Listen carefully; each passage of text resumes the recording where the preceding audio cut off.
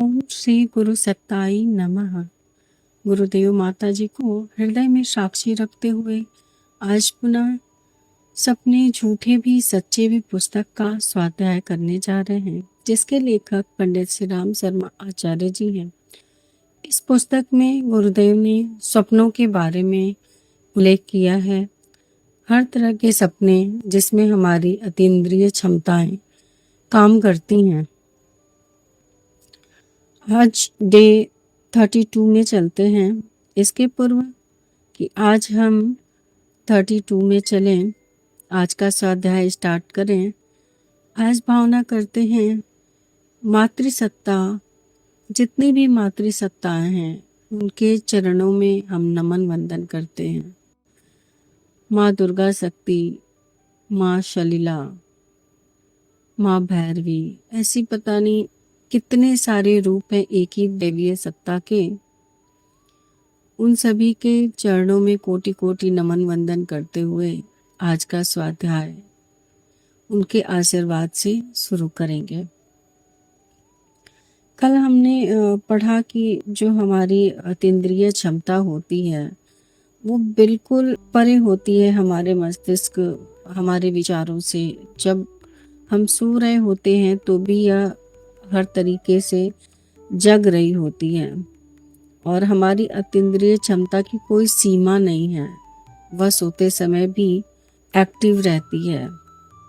और इसी तरीके से हमने कुछ सच्ची घटनाओं के बारे में पढ़ा था, जिसमें कि वाशिंगटन हेराल्ड की प्रकाशिका स्वर्गीय इलेग्नर मैरिट, जो कि दोपहर में विश्राम कर रही थी और अभी अर्ध निद्रा में ही थी, झपकी ले रही थी कि उन्हें ऐसा लगा कि उनके पति उनके सामने आके खड़े हो गए हैं।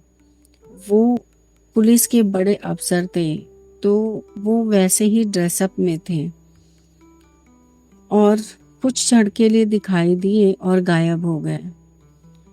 तो जब ऐसा स्वप्न देखा, स्वप्न क्या, उनको, वो तो अर्ध निद्रा में थी, तो उन्होंने ऐसा फील किया था। तो इस बात से वो बहुत ही घबरा गई और उनके ऑफिस तक गई। तो ऑफिस वाले लोगों ने उनको ऐसा मतलब बोला कि ठीक है, कोई बात नहीं, ऐसे अब कोई बात नहीं है, ऐसे करके छोड़ दिया। लेकिन दूसरे ही दिन तार आया कि उनके पति की अचानक मृत्यु हो गई है। ठीक उसी समय हुई थी जब उनके झपकी लगी थी और उनके पति उनके पास खड़े थे। तो यह जो था स्वप्न तो बिल्कुल नहीं था, यहाँ पे वह चेतना अवश्य आई थी। ऐसे बहुत सारे हमने सच्ची घटनाओं के बारे में पढ़ा अभी तक, जो कि हमारे स्वप्नों द्वारा आते हैं और 100% सही होते हैं। आगे पढ़ते हैं। एक घटना का उल्लेख इस प्रकार है। मेरे पड़ोस में एक सज्जन रहते थे। एक रात उनकी धर्म पत्नी ने स्वप्न देखा कि उनका भाई, जो वहां से काफी दूर एक गांव में रहता था, अपने खलिहान जाता है। खलिहान पहुंचकर उसने थोड़ा गाड़ी खोल दी। फिर न जाने खलिहान पहुंचकर उसने घोड़ा गाड़ी खोल दी। फिर न जाने क्या सोचकर भूसे से के ऊपर बने मचान पर चढ़ गया और वहीं खड़े होकर उसने पिस्तौल चलाकर आत्महत्या कर ली। गोली लगते ही भाई भूसे पर लुढ़क गया। इस स्वप्न से वह स्त्री इतनी घबरा गई कि उसने अपने पति से तुरंत गांव चलने को कहा। वे सज्जन मेरे घर आए और मेरे पिताजी से घोड़ा गाड़ी देने को कहा। पिताजी ने गाड़ी दे दी। वह स्त्री अपने पति को लेकर गांव गई और लोगों के आश्चर्य का ठिकाना न रहा जब उन्होंने खलिहान में जाकर पाया कि उनके भाई की मृत्यु भी ठीक वैसे ही स्थान और परिस्थितियों में हुई थी। यह घटना भी हमें बहुत ही अच्छे से समझा रही है कि एग्जैक्ट वही स्वप्न उनकी बहन ने देखा जो कि उनके भाई के साथ घटित हुआ। तो इसको क्या कह सकते हैं? इसको तो भविष्य का दर्शन ही कह सकते हैं। और जो वहाँ घटित हो रहा था और इन्होंने स्वप्न में देखा। स्वप्नावस्था में हमारे शरीर के सारे क्रियाकलाप अंतर्मुखी हो जाते हैं। उस समय भी मस्तिष्क जागृत अवस्था के समान ही क्रियाशील रहता है। यदि उस स्थिति में देखे हुए दृश्य सत्य हो सकते हैं तो यह मानना ही पड़ेगा कि आत्मचेतना का भी अंत नहीं होता।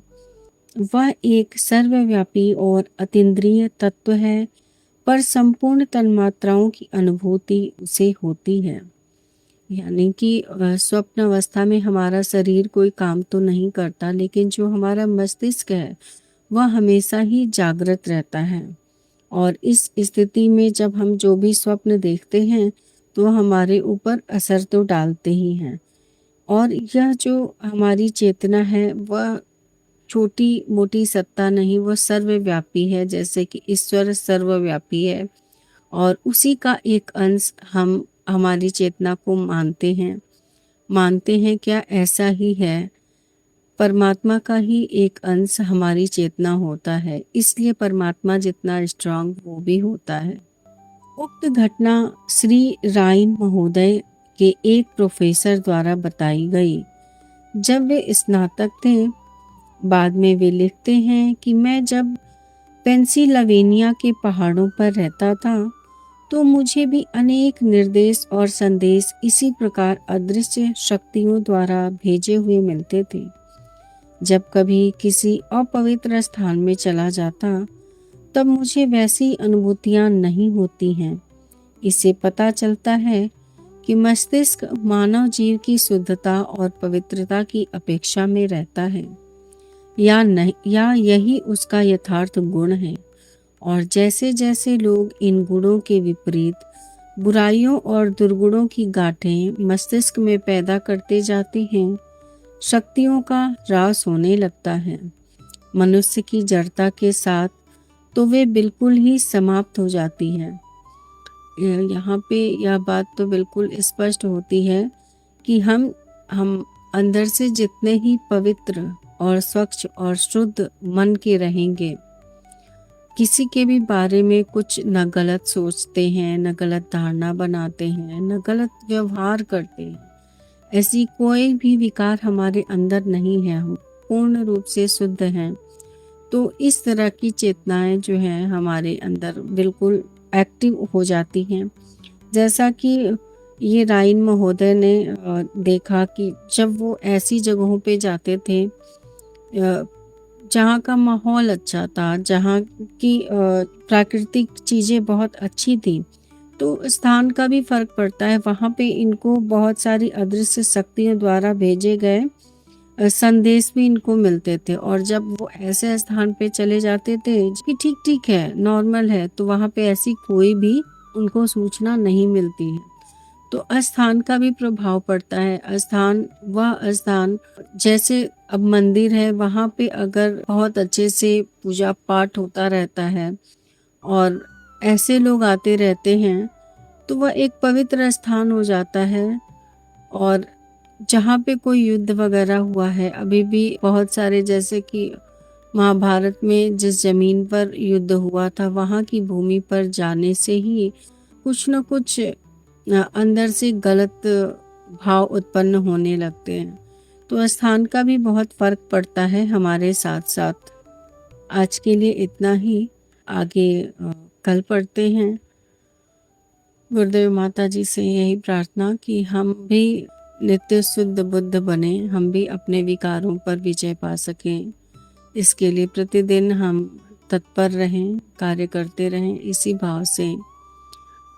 ओम भूर्भुवः स्वः तत्सवितुर्वरेण्यं भर्गो देवस्य धीमहि धियो यो नः प्रचोदयात्। सभी को गुरुदेव माता जी का बहुत सारा प्यार और दुलार।